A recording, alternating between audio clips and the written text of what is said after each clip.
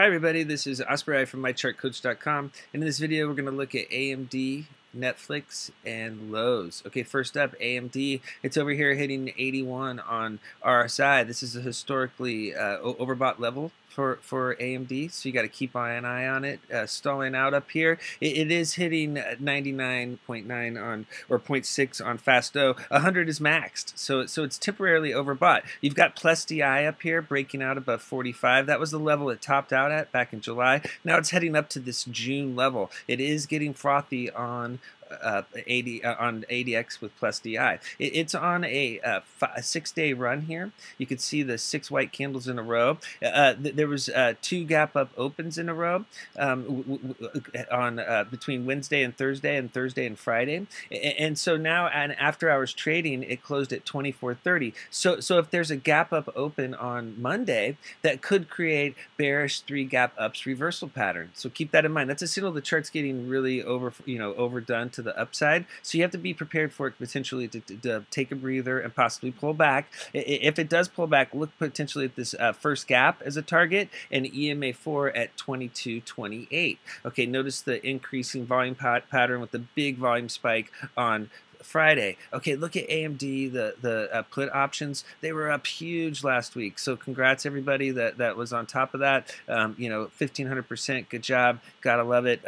Down here puts got destroyed, but they're likely to get a turn next week. Okay, take a look at AMD on the 15-minute chart. This is a chart from the 22nd. I showed here at 1:30 it needed to break above that price with the close above to signal more upside potential. That happened at 3:30 on the 22nd, and AMD has continued to run another 15 to 20% higher.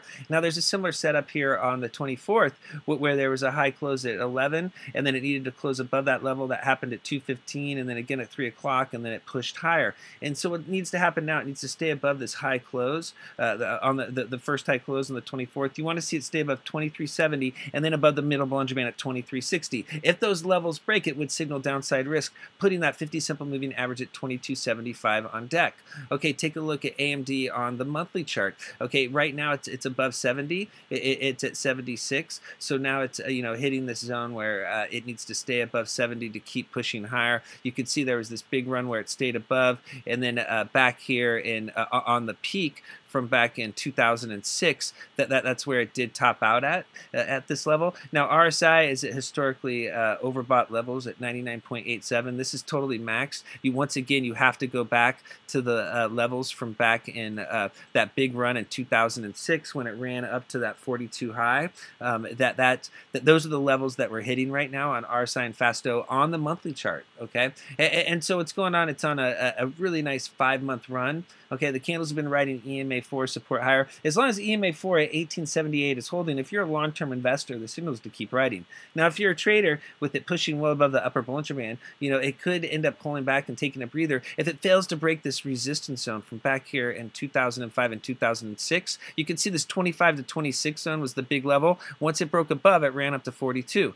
And then when it pulled back and got below that 25-26 level, once it came up and failed to break 26, that's where it broke down. So it's going to be the huge level to break. If it stalls out at 26, that's where it could possibly end up taking a breather.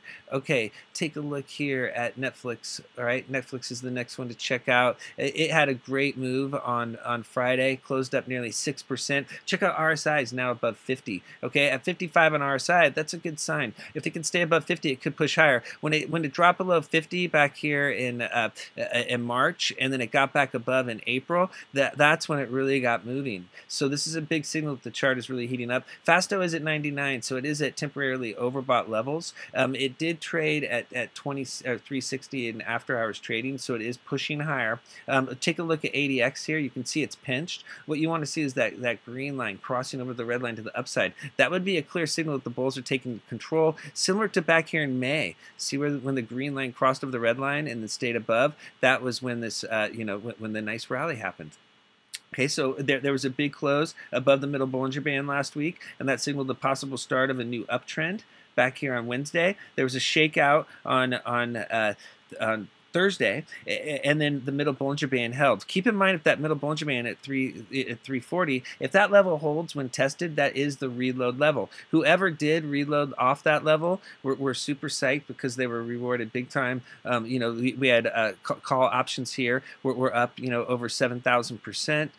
This was a big move. You know, we had been on this play the entire week, so to cap it off with these kind of gains into week, that was super huge. I mean, it did have the shakeout on Thursday, though. You know, puts, you know, it made some money on Thursday, but on Friday they got wiped out. Okay, so if you look here at the daily chart, what happened is it got above that 100-day simple moving average at 351, the gold line. It needs to stay above that level. If it dropped below that level, that would signal consolidation. Now, and after I was trading at 360.25, it's hitting that upper Bollinger Band, which is at 360.19. That's the purple line. If it can bust through, the target's going to be the 50-day simple moving average at 370.55. If it can get back above that 370.55 level, that's going to be the big level. You know, once it's back above that 50-day simple moving average, where it could get a nice new uptrend going. You could see back here when it got above the green line after trading below, it got the new, you know, nice new uptrend going. And also when it closed above the middle Bollinger Band and held that level, that was the signal that it was ready to start that new uptrend. And so that's what we're looking for here, possible new uptrend. Also look down here at MACD.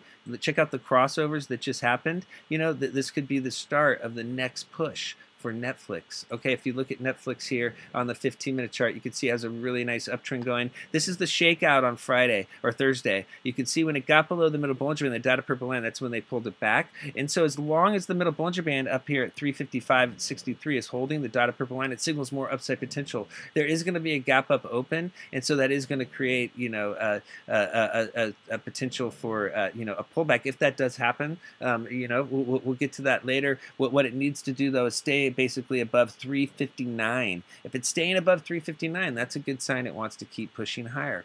Okay, now take a look at lows. So ticker symbol LOW. All right, so it did cool down on Friday after a big multi-day run. It's hitting 70 up here on our side. This is a level where it's topped out before, and you can see it's starting to hook down. It needs to stay above 70. If it dropped below 70, that would be a red flag. If you look down here on the chart in May and June, that's where it topped out and pulled back. Now you have FASTO trying to break above 80. If it gets above 80, that would be bullish. If it fails to get above 80, that's going to signal it's possible going to consolidate.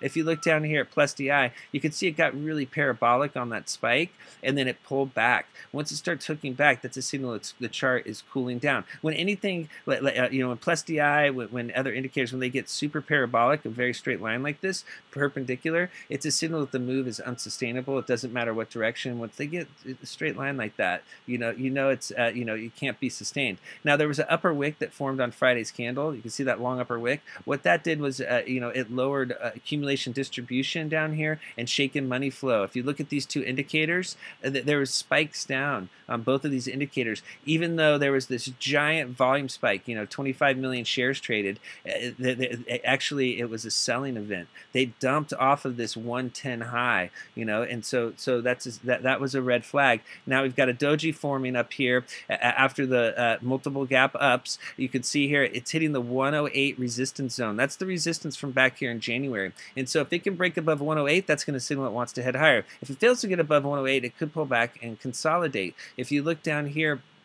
at low on the on this daily chart, you can see here where it's got the multiple gap ups. You have one gap, two gap, three gaps, and those three gaps in a row created bearish three gap ups reversal pattern.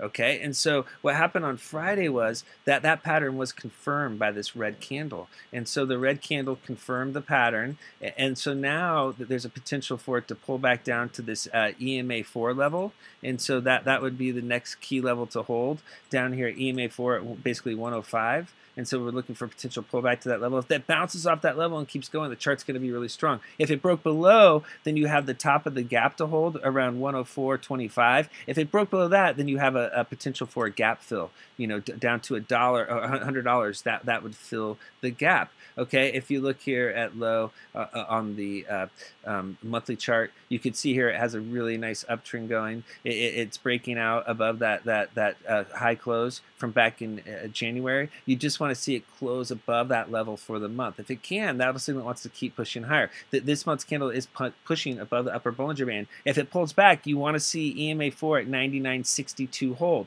If that level held, that's a signal that the chart's still super strong, the bulls are still in control, and it wants to keep keep the uptrend going. But it has to stay above this high close from back in January. If it fails to do that, that's going to signal a temporary top. Okay, if you look here at the options for lows, you can see here the calls. You know that they got hammered into the close, and then you have the puts were heating up. And so they were well off their lows heading to the close. So yeah, so keep an eye on the options next week. Right now it looks like puts are in play. We'll see if it can fall through and drop down to that 105 level and test that EMA4 support. Okay, it was trading higher in after hours trading. It was up here at that 106.95 level, and so you're looking at a potential gap up open level. What it needs to do is stay above the high close here from Thursday, and so if it can stay above that, if it can close above that level, that's going to be the big signal that it wants to keep pushing higher. It needs to keep making new high closes. So a high close above close above Thursday's price, that's going to say it wants to keep pushing. If it fails to break that level, that's where it could consolidate. Okay, thanks for viewing this video.